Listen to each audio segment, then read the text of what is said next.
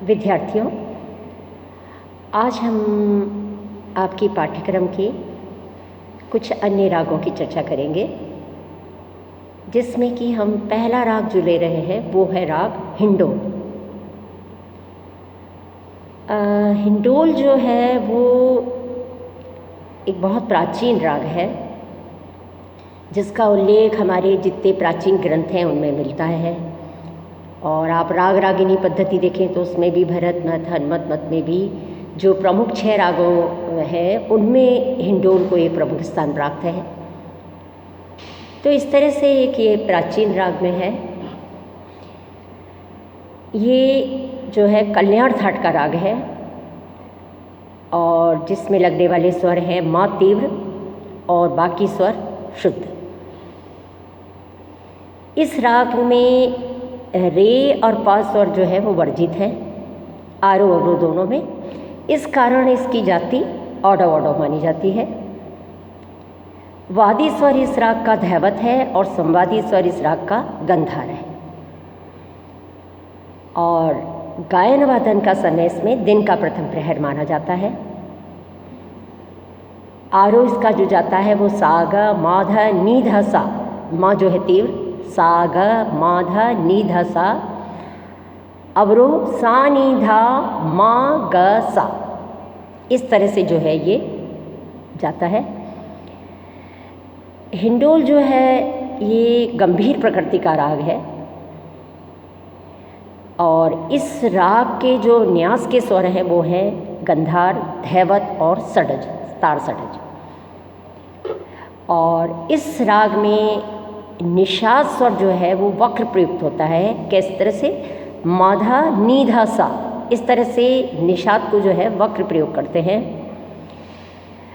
और इस राग में आप ये देखें कि जो इस राग का जो संप्रकृतिक राग है वो सोहनी को माना जाता है। और यदि इस राग में हिंडोल में हम नी को प्रबल कर देंगे तो तुरंत सोहनी का आभास होने लगता है। इसलिए नी को जो है इसमें दुर्बल रखा जाता है। तो कुछ विद्वानों के इसलिए इसको 4 स्वरों का राग भी कहते हैं, क्योंकि नी के प्रबल करते ही सोहनी की छाया आने लगती है। और ये जो प्राचीन राग है इसमें ध्रुपद शैली का गायन अधिक होता था, क्योंकि गंभीर प्रकृति का है इसलिए उसमें गमक जो है प्रचुरता से प्रयोग होता था। और इसके साथ ही इस राग में आप देखें कि गंधार से जब सा आते, ग से सा आते हैं और तार सप्तक के साथ से ध, इसको जो है मीण से लिया जाता है।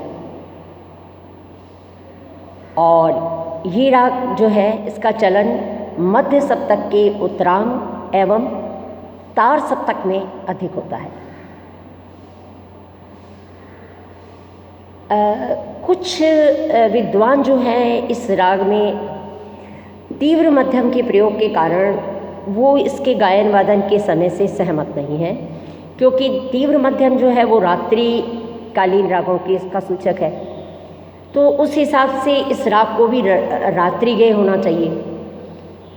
और इस कारण वो गुणीजन जो है इसका वादी संवादी जो है वो धैवत और गंधार के स्थान पर गंधार और धैवत मानते हैं, ध ग के स्थान पर ग और ध को वादी संवादी मानते हैं।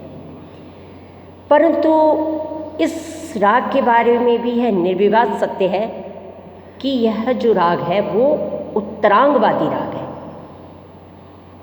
अब वादी संवादी और गायन समय के कारण इसके स्वरूप में किसी भी प्रकार का अंतर नहीं किया जा सकता। तो इस कारण हिंडोल में जो अधिकतर गुणीजन मानते हैं कि धैवतवादी, गंधारवादी, संवादी होना चाहिए और ये तीव्र मध्यम युक्त है और उत्तरांग प्रधान राग है। तो इस माने इसको जो है अधिकतर विद्वान जो है इस बात को मानते हैं। तो ये तो था आपका राग हिंडोल। अब जो हम अगला राग ले रहे हैं वो राग है राग बिहाग। रात्रिकालीन जितने भी राग हैं उसमें बिहाग जो है एक बहुत ही सुमधुर और लोकप्रिय राग माना जाता है। और इस राग का थाट जो है वो है बिलावल, और इसमें जो लगने वाले स्वर हैं, यानी इस राग में जो स्वर लगते हैं वो दोनों मध्यम और शेष स्वर शुद्ध लगते हैं। और वर्जित स्वर इस राग में आरोह में रे और ध इस और अवरोह संपूर्ण है, इसलिए इस राग की जाति ऑर्डर संपूर्ण मानी जाती है। वादी स्वर इस राग का गंधार है और संवादी स्वर इस राग का निषाद माना जाता है। गायन वादन का समय इसमें रात्रि का दूसरा प्रहर मानते हैं। तो आरोह इसका जाता है निसा गामा प निसा, क्योंकि आरोह में रे ध वर्जित है, निसा गामा प निसा। अवरोह में सा नी धा प मा प, यहाँ मा पे मा प के साथ जो है मा तीव्र, गामा ग रे सा, यहाँ शुद्ध मध्यम, इस तरह से सा नी धा प मा प गामा ग रे सा। इस राग के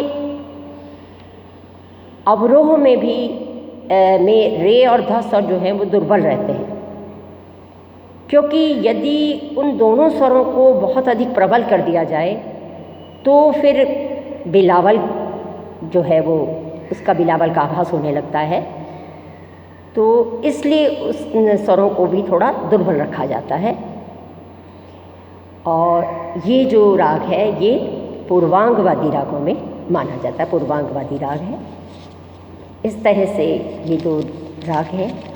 अब जो तीसरा राग हम ले रहे हैं वो है राग मालकौंस।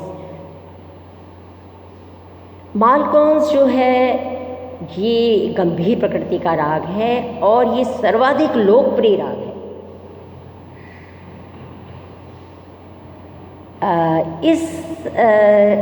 इसका जो थाट है वो है भैरवी, और कुछ गुणीजन इस राग का जो है थाट जो है वो आसावरी भी मानते हैं।